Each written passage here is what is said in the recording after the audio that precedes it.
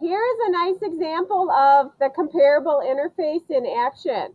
The comparable interface provides a common mechanism for comparing one object to another. We walked you through this yesterday. These are the kind of things that you're going to be asked to do in your driver program. So we have an if statement that will only print if the condition is true.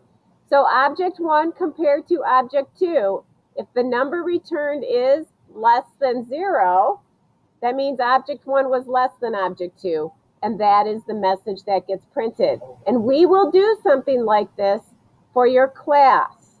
And you're going to allow me to use user input to input information about your objects so that I can control what is being entered, so I can test both equals, greater than, and less than.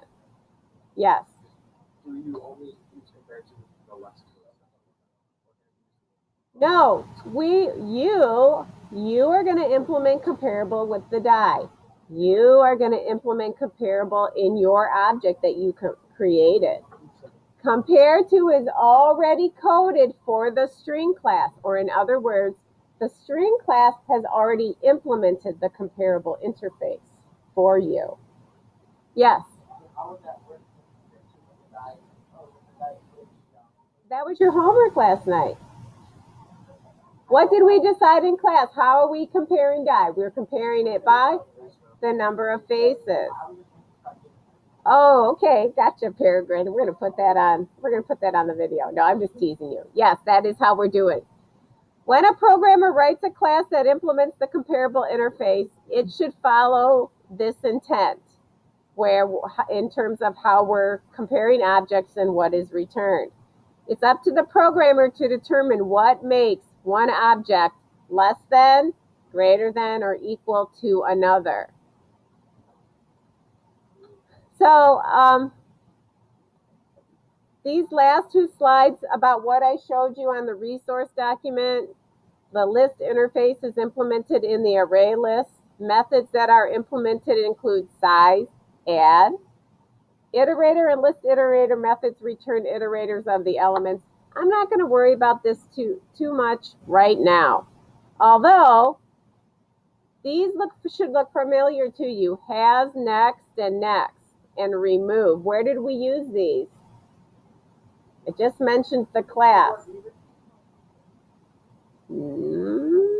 Didn't this show up with the string tokenizer?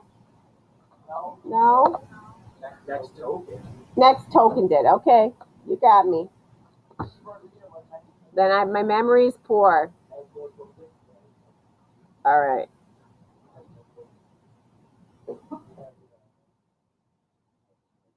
We already learned this last chapter, but let's review. When we're designing a class, you have to think about two key pieces of information: the state, this is your instance data, and the behavior. And those are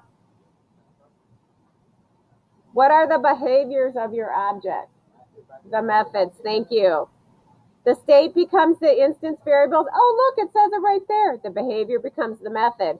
When thinking about behavior, you should think about how others might want to use your object. And that ends the slideshow. So today in class, what kids are going to work on is implementing the comparable interface in the die class. And then they're also going to start working on implementing an interface of their choosing for their object and the comparable interface in their own class for their object. Thank you.